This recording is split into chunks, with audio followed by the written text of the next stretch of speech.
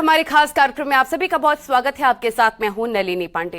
कांवड़ यात्रा की तैयारी पूरी हो चुकी है। कल महादेव के भक्त मां गंगा का जल लेने के लिए बड़ी यात्रा शुरू करने वाले हैं। अब ऐसे में कांवड़ को लेकर प्रशासन की कैसी तैयारियां हैं, ये रिपोर्ट आपको दिखाते हैं। कांवड़ यात्रा को लेकर जहां एक और शासनिक एवं प्रशासनिक तमाम तैयारियां पूरी कर ली गई हैं, वहीं ऐसे में ट्रैफिक एडवाइजरी भी जारी कर दी गई है। मसलन आगामी 4 तारीख से लेकर शिवरात्रि तक रूट डाइवर्ट रहेगा। तस्वीरें आपको दिखाना चाहूंगा। फिलहाल हम खड़े हैं मुरादनगर में। ये वही रास्ता है जहां से कि हमेशा वाहन गुजरते हैं, जो कि दिल्ली से होते हुए गाजियाबाद, मुरादनगर, मोदी नगर, मेरठ की तरफ जाता है। इस रूट को डाइवर्ट कर दिया जाएगा और ये डाइवर्जन आगामी शिवरात्रि तक रहेगा। वहीं दूसरी ओर तस्वीरें आपको दिखाना चाहूंगा।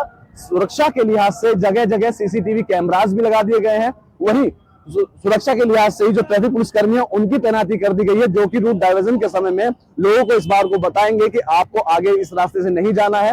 अलग अलग रास्ते जो आपको दिए गए हैं, चिन्हित किए गए हैं, वहीं से आपको जाना होगा। पूरे मार्ग को 4 सुपर जोन में और 12 जोन में और इसी प्रकार उससे नीचे सेक्टर्स में और सब सेक्टर्स में बांटा गया है, जिसमें पुलिस की ड्यूटीज यथावत लगा दी गई हैं। साथ ही मार्ग पर पड़ने वाले जो भी रूट पर पड़ने वाले ढाबे हैं या जो भी इस तरह की दुकानें हैं, उन सभी को चिन्हित कर लिया गया है कि रूट पर किसी प्रकार का मांस या मदिरा इस तरह की चीज़ों की दुकानों को हम अनुमति नहीं देंगे। और साथ ही जो शिविर लगने वाले हैं, उन सभी शिविर के जो आयोजक हैं उनके साथ मीटिंग भी कर ली गई है। उनको भी ये बता दिया गया है कि हर शिविर में सीसीटीवी कैमरे होना आवश्यक है, और जिससे कि हम कांवड़ियों के मूवमेंट पर भी प्रशासन की, पुलिस की नजर रहेगी। इतना ही नहीं, कांवड़ियों की यात्रा को सुगम बनाने के लिए इस रोड पर तकरीबन ऐसे 70 कट हैं जिनको कि पूर्णतः बंद कर दिया गया है कांवड़ यात्रा के दौरान। वजह सिर्फ एक ही है कि इस दौरान जो कांवड़ यात्रा चलती है, उस कांवड़ यात्रा के दौरान कांवड़ियों को किसी प्रकार की परेशानी ना होने पाए और जो कांवड़ यात्रा है वो सुगम एवं सुचारू रूप से पूर्ण हो जाए। कैमरा पर्सन सतीश के साथ Amit Rana, news 18 Uttar Pradesh.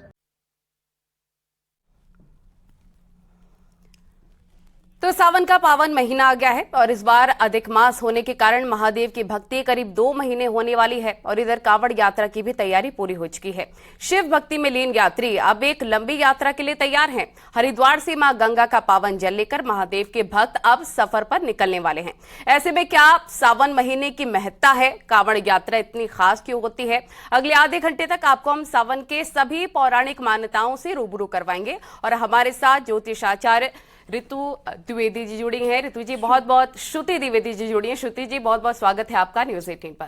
Thank you so much. नमस्कार। और न्यूज़ 18 उत्तर प्रदेश उत्तराखंड के सभी प्यारे प्यारे दर्शकों को मेरा बहुत बहुत नमस्कार। श्रुति जी ऋतु जी सबसे पहले हम ये जानना चाहेंगे, श्रुति जी आपसे ये जानना चाहेंगे सबसे पहले कि इस बार का सावन महीना कितना ज्यादा खास है और क्या कुछ हमें खास करने की जरूरत है? देखिए, इस बार का जो सावन का महीना पड़ रहा है, 19 साल बाद एक ऐसा सावन का महीना पड़ रहा है जिसमें अधिक मास है। तो यह जो सावन का महीना है वो 4 जुलाई से शुरू हो रहा है और यह अंत हो रहा है 31 अगस्त 2023 को। अब इस महीने में जो खास बात है ये भी मैं आपको बताती हूँ। 59 डेज का यह सावन का महीना है, बीच में अधिक मास लग जाएगा। ये अधिक मास लगने के कारण कई लोगों को अधिक समय मिलेगा अपनी विशेष सावन की पूजा करने का। तो ये इस बार 19 साल बाद ऐसा संयोग पड़ रहा है जिसमें कि आप देखेंगे अधिक मास वाला सावन का महीना है। ठीक है, आपसे ये भी जानना चाहेंगे हम कि लोगों को क्या कुछ खास करने की जरूरत है, क्योंकि लोग भी ऐसे में भगवान शिव को गंगा जल चढ़ाने के लिए, दूध अर्पित करने के लिए बड़ी बड़ी संख्या में पहुंचते हैं। क्या कुछ खास इस बार भगवान भोलेनाथ को प्रसन्न करने के लिए करना है? देखिए, भोलेनाथ तो भोले हैं, बहुत भोला स्वरूप है उनका, और प्रेम और भक्ति से वो जो है सबसे जल्दी प्रसन्न होते हैं। मात्र जल चढ़ाने से, जलाभिषेक से बहुत लाभ मिलता है। इसके अलावा आप पंचामृत से स्नान करा सकते हैं। इसके अलावा धतूरा, भांग के पत्ते होते हैं, भस्म होती है, वो चढ़ाना बहुत अच्छा होता है। हल्दी चढ़ाना वर्जित है। अगर आपको आर्थिक समस्याएं चल रही हैं तो आप गन्ने के रस से नित्य प्रतिदिन आप अभिषेक करें तो बहुत अच्छा रहेगा। आपकी अढ़ैया 7.5 शनि की महादशा चल रही है तो आप सरसों के तेल द्वारा अभिषेक करें, या फिर काली तिल या काली उड़द के 11 दाने जल में डालकर उससे अभिषेक करें। भगवान शिव से ही आप समझेंगे कि ये जो समय है ये आता है, सावन का महीना आता है देवशयनी के बाद। तो शिव ही हर चीज का, कर्म का संचार और दुष्कर्मों का नाश, जो हम कहते हैं ना कि शिव डिस्ट्रक्टर हैं। किस चीज के डिस्ट्रक्टर हैं? आपकी बैड हैबिट्स के। किस चीज के डिस्ट्रॉयर हैं? आपके अंदर के जो मानसिक विचार जो कि सही नहीं चल रहे हैं उसके। शिव से बड़े तपस्वी कोई नहीं है। आप शिव के आगे बैठकर राम नाम जपें, उससे वो सबसे ज्यादा खुश हो जाते हैं। महादेव की ऐसी असीम कृपा रहती है अपने भक्तों पर, और मैंने अपने पूर्ण जीवन में देखा है कि कोई महादेव का भक्त जो है वो निराश नहीं रहता है। क्योंकि आपसे ये भी जानना चाहेंगे, कावड़ यात्रा भी अब शुरू हो जाएगी, तो इसका महत्व क्या है और जल लेने की परंपरा क्या है? कावड़ यात्रा बहुत महत्व रखती है। कावड़ यात्रा आज की नहीं, हमारे पुराणों में लिखी हुई है। मैं आपको बताती हूँ, कावड़ यात्रा जो है वो शुरू होगी। इसमें क्या करते हैं कि गंगा जल लेकर आते हैं पैदल, और फिर जो सावन की पहली शिवरात्रि होती है, वैसे तो एक ही शिवरात्रि होती है सावन की, जो कि पड़ रही है 15 जुलाई को, तो 4 जुलाई से कावड़ निकल पड़ेंगे और 15 जुलाई को शिवरात्रि के दिन वो जल जो है जलाभिषेक महादेव का करेंगे। इसकी पौराणिक कथाएं भी हैं। नलिनी जी, मैं आपको बताना चाहूंगी, इस समय पर ऐसा हुआ था जब परशुराम जी के पिता जमदग्नि जी के पास कामधेनु गाय थी। तो सहस्त्रबाहु करके एक राजा थे जो कि कामधेनु को अपना बनाना चाह रहे थे, लेकिन जमदग्नि के पास जो शक्तियां थी तो उन्होंने नहीं दिया। ऐसे में सहस्त्रबाहु ने जमदग्नि का वध कर दिया। परशुराम जी ने अपनी घोर तपस्या से और महादेव को प्रसन्न करने के बाद जमदग्नि को विशेष जो है प्राण का दान दिया, लेकिन वो सहस्त्रबाहु के सहस्त्र हाथों को काट चुके थे। ऐसे में उस श्राप को मुक्त करने के लिए महादेव का एक ही उपाय बताया गया था उन्हें अपने पिता द्वारा, जिसमें कि उन्हें कावड़ उठाना था, यानी कि गंगा जल मिट्टी के बर्तन में उठा के लाना है जब सावन शुरू होता है, और सावन शिवरात्रि पर अभिषेक करना है। तो एक कथा तो ये है।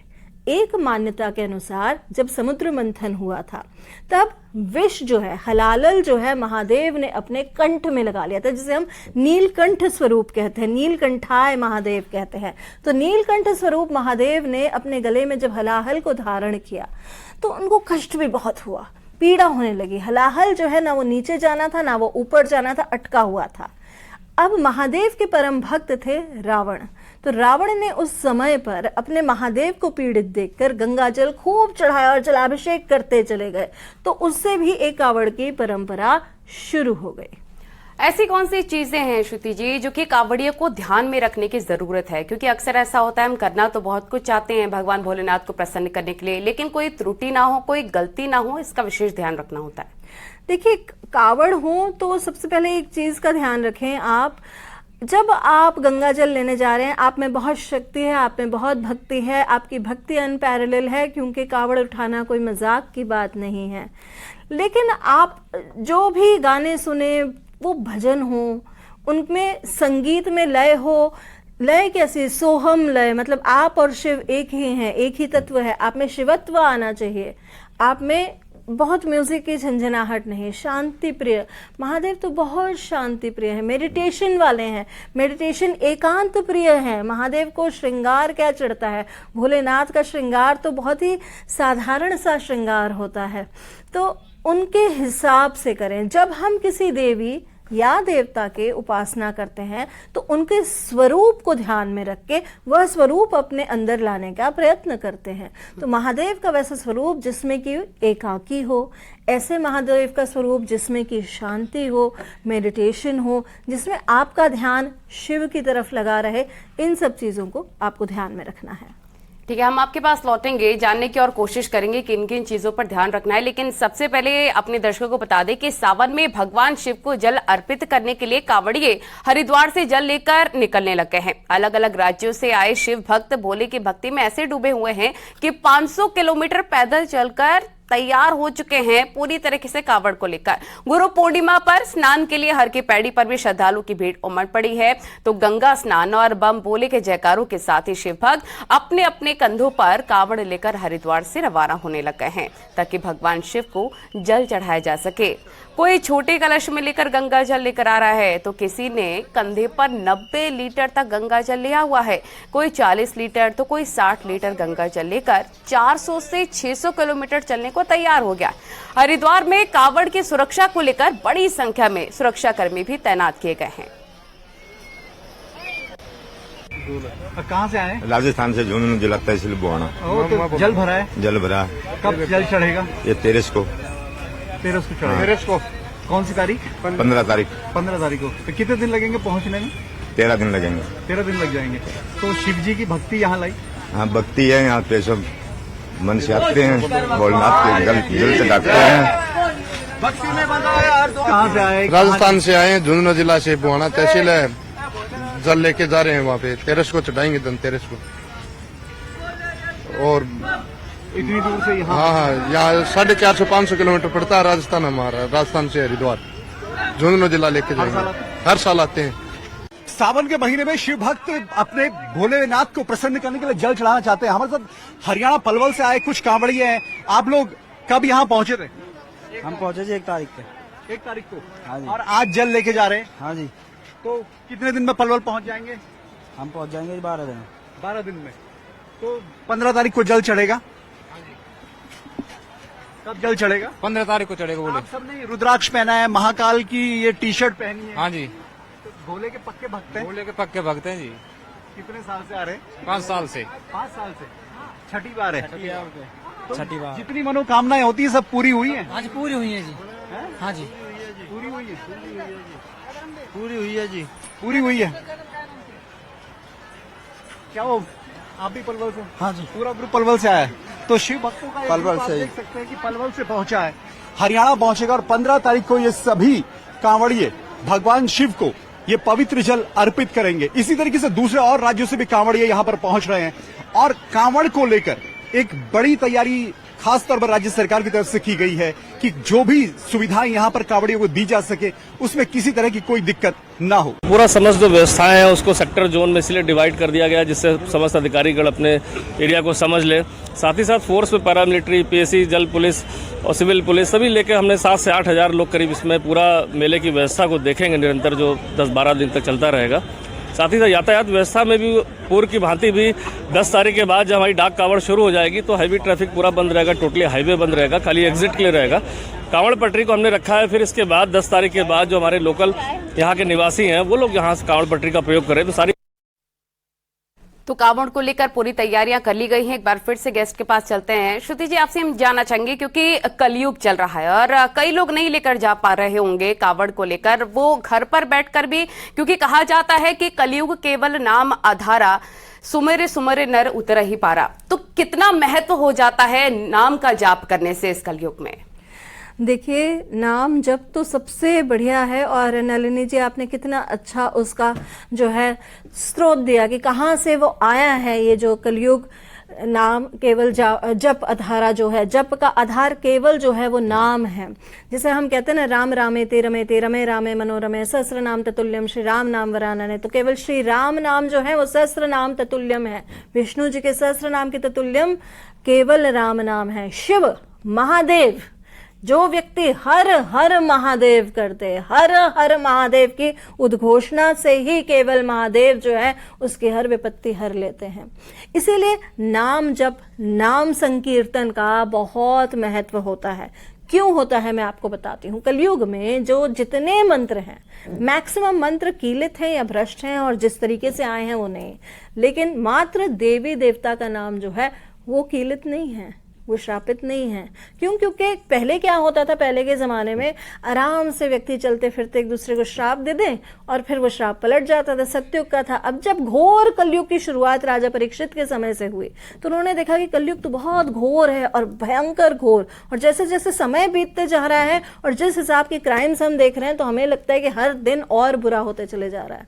तो फिर आप समझेंगे कलयुग बहुत भयंकर चीज है इस समय पर। और खास कर ये जो चातुर्मास चल रहा है, चातुर्मास जो है देवशयनी से देवउठनी तक चलता है, इस समय पर आप जितना नाम संकीर्तन करें और जितनी पवित्रता मेंटेन करें, पवित्रता भोजन से बहुत हद तक मैटर करती है, मानसिक पवित्रता संबंधों में पवित्रता, वाणी की पवित्रता, पंचतत्व और 5 सेंसेस, ये 5 सेंसेस की भी पवित्रता बहुत इंपॉर्टेंट है।